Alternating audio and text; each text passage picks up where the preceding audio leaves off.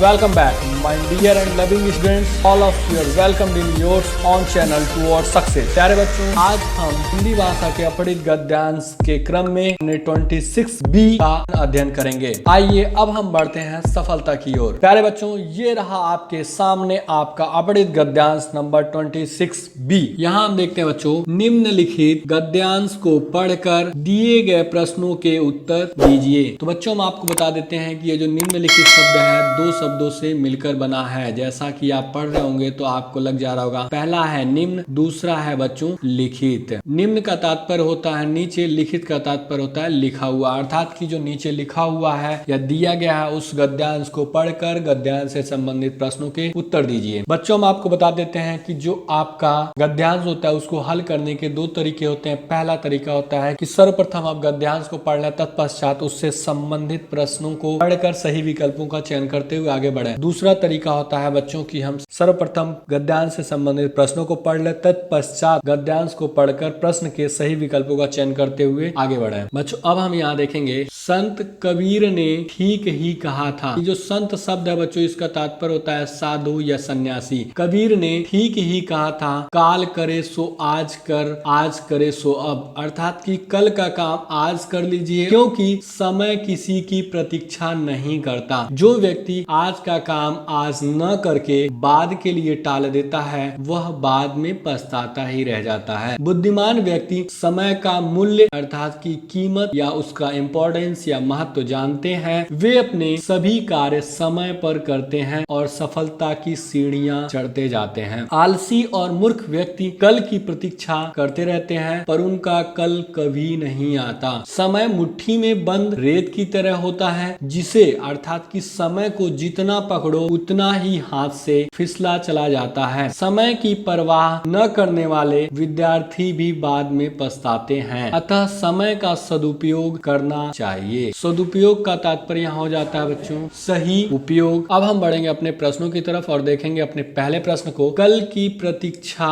कौन करता है? आलसी, मूर्ख, उपरोक्त दोनों। तो बच्चों, हम आपको बता देते हैं कि हम अपने प्रश्नों को कीवर्ड ट्रिक के माध्यम से हल करेंगे। और कीवर्ड ट्रिक में हम क्या करते हैं बच्चों की, जो आपका प्रश्न होता है उसमें ही कुछ ऐसे शब्द होते हैं जिन शब्दों का हम चयन करते हैं और उसी को क्या करते हैं हम अपने गद्यांश में ढूंढेंगे जिसके आसपास आपके प्रश्न के सही उत्तर होते हैं। बच्चों, यहाँ हम देखेंगे कि जैसे कल की प्रतीक्षा कौन करता है, तो यहाँ कल की प्रतीक्षा करना क्या हो जाएगा बच्चों, आपका कीवर्ड हो जाएगा और जिसको हम क्या करेंगे अपने गद्यांश में ढूंढेंगे और सही विकल्प का चयन करेंगे। तो देखते हैं हम अपने गद्यांश में, यहाँ है आलसी और मूर्ख व्यक्ति कल की प्रतीक्षा करते रहते हैं। तो बच्चों, हम आपको बता देते हैं कि ये जो कल की प्रतीक्षा करना था यही आपका कीवर्ड था। और कल की प्रतीक्षा कौन करता है? आलसी और मूर्ख व्यक्ति। इस प्रकार आप देखेंगे कि आपका जो प्रश्न संख्या 1 का उत्तर आपको यहाँ से प्राप्त हो जाता है। बच्चों, अब हम बढ़ेंगे अपने प्रश्न की तरफ और सही विकल्प का चयन करेंगे। बच्चों, ये आलसी, हाँ ये भी सही है, मूर्ख ये भी सही है, उपरोक्त दोनों। इस प्रकार से आपका जो विकल्प सी हो जाता है बच्चों वो प्रश्न संख्या 1 के लिए सही हो जाता है, क्योंकि जो प्रश्न संख्या सी हमारा वो विकल्प ए और विकल्प बी दोनों को क्या कर रहा है, समर्थन प्रदान कर रहा है। बच्चों, अब हम बढ़ेंगे अपने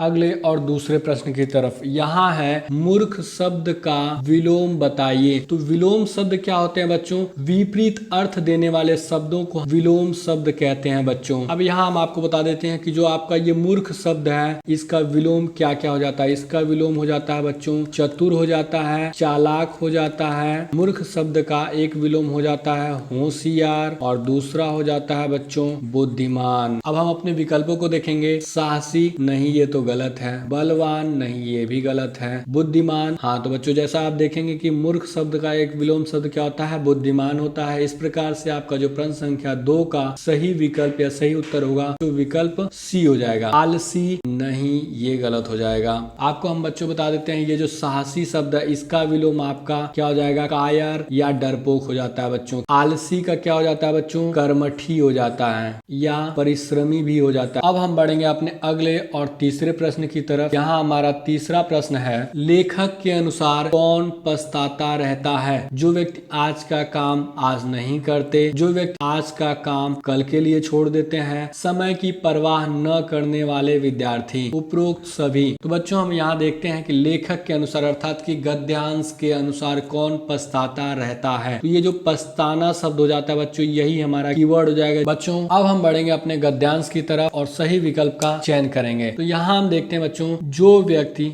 आज का काम आज न करके बाद के लिए टाल देता है वह बाद में पछताता ही रह जाता है। तो यहाँ आपका जो कीवर्ड था बच्चों वो पछताना शब्द था, अर्थात कि जो आप विकल्प ए में देखेंगे कि जो व्यक्ति आज का काम आज नहीं करते हैं, इस प्रकार से आपका जो तीसरा ए हो जाता है बच्चों, यहाँ से प्राप्त हो जाता है। आगे देखेंगे, बाद के लिए टाल देता है, अर्थात कि जैसा कि आपके विकल्प बी में दिया गया है प्रश्न संख्या 3 के, कि जो व्यक्ति आज का काम कल के लिए छोड़ देते हैं या टाल देते हैं। और अपने गद्यांश के अंत में देखेंगे बच्चों, समय की परवाह न करने वाले विद्यार्थी भी पछताते हैं, अर्थात कि ये पछताना शब्द आपका क्या था बच्चों? कीवर्ड था। तो कौन पछताता है? समय की परवाह न करने वाले विद्यार्थी, जैसा कि आपके विकल्प सी में दिया हुआ है। इस प्रकार से आपके प्रश्नों के उत्तर आपको यहाँ से प्राप्त हो जाते हैं। अब हम बढ़ेंगे अपने प्रश्न की तरफ और क्या करेंगे बच्चों? सही विकल्प का चयन करेंगे। जो व्यक्ति आज का काम आज नहीं करते हैं वो भी क्या होता है? पछताते हैं। इस प्रकार से ये भी सही होगा। जो व्यक्ति आज का काम कल के लिए छोड़ देते हैं वो भी पछताते हैं। समय की परवाह न करने वाले विद्यार्थी भी क्या करते हैं बच्चों? पछताते हैं। उपरोक्त सभी। इस प्रकार से आपका जो प्रश्न संख्या 3 के लिए सही विकल्प हो जाएगा वो क्या होगा बच्चों? डी। क्यों होगा? क्योंकि ये जो आपका विकल्प ए, विकल्प बी, विकल्प सी है, ये तीनों डी के द्वारा क्या किए जा रहा है? समर्थन दिए जा रहा है, अर्थात कि उपरोक्त जो तीनों विकल्प हैं वो इसके अनुसार सही है। और आप जानते हैं कि किसी प्रश्न के लिए आप एक ही विकल्प का उत्तर का चयन कर सकते हैं। अब हम बढ़ेंगे बस अपने अगले और चौथे प्रश्न की तरफ। यहाँ है, लेखक के अनुसार किसका कल नहीं आता?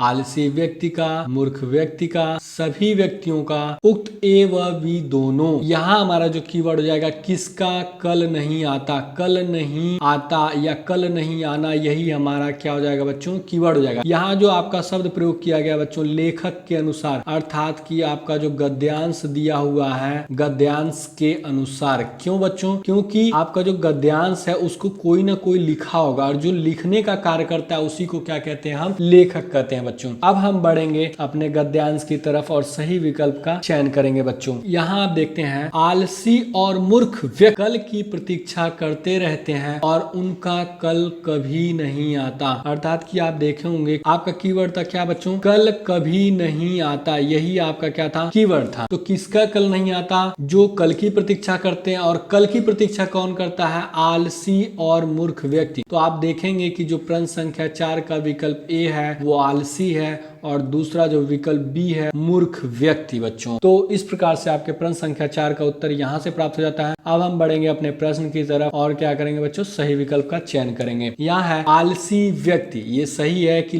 लेखक के अनुसार आलसी व्यक्तियों का कल नहीं आता और मूर्ख व्यक्तियों का भी कल नहीं आता, जैसा कि आपके विकल्प बी में दिया गया है। सभी व्यक्तियों का नहीं, ये तो गलत है। उक्त ए व बी दोनों। तो बच्चों आपका जो विकल्प डी होगा यही आपका सही होगा, क्योंकि जो आपका विकल्प ए और विकल्प बी है वो विकल्प डी के द्वारा क्या किया जा रहा है? समर्थन दिया जा रहा है। उक्त या उपरोक्त या उपर्युक्त ए व बी दोनों विकल्प सही है बच्चों। अब हम बढ़ेंगे अपने अगले और अंतिम प्रश्न की तरफ। यहाँ है, उपर्युक्त गद्यांश के लिए उचित शीर्षक बताइए। उपर्युक्त का तात्पर्य होता है बच्चों उक्त, या इसी को आप कह लेते हैं, जैसे कहीं कहीं आपको मिल जाता होगा उपरोक्त शब्द। इन सब का तात्पर्य होता है बच्चों ऊपर से, अर्थात कि ऊपर जो दिया गया गद्यांश है उसके लिए उचित शीर्षक बताइए। बुद्धिमान व्यक्ति, समय का सदुपयोग, समय का दुरुपयोग, मूर्ख व आलसी व्यक्ति। तो बच्चों हम आपको बता देते हैं कि जो आप गद्यांश के लिए शीर्षक सुझाते हैं उस शीर्षक में आपको निम्न बातों का ध्यान रखना होता है। पहली बात की वो सकारात्मक होना चाहिए। उसमें हमें ध्यान रखना है कि गद्यांश का मुख्य विषय क्या है, या आप कह सकते हैं गद्यांश का केंद्र बिंदु क्या है, या आप ये कह सकते हैं कि जो गद्यांश है या लेखक है वो आपको गद्यांश के माध्यम से या अपने लेखन के माध्यम से